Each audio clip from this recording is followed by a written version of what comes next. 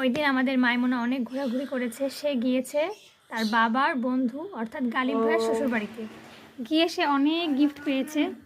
Uncle aunty অনেক ভালো, মাইমুনাকে অনেক আদর করে।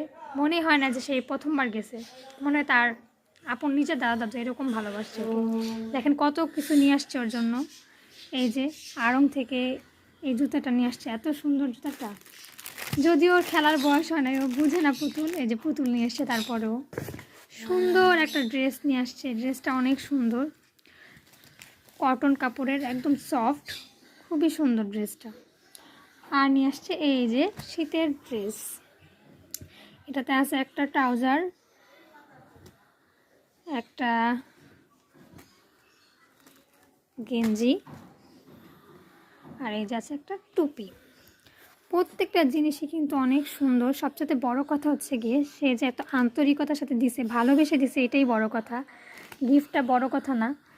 তো আঙ্কেলের জন্য, আন্টির জন্য অনেক দোয়া, ভালোবাসা। আর আপনারাও দোয়া করবেন, আর আমাদের মাইমুনার জন্য দোয়া করবেন। তো কেমন হয়েছে গিফটগুলো অবশ্যই কমেন্ট করে জানাবেন। প্রত্যেকটা জিনিসই কিন্তু খুব সুন্দর। সবাই ভালো থাকবেন।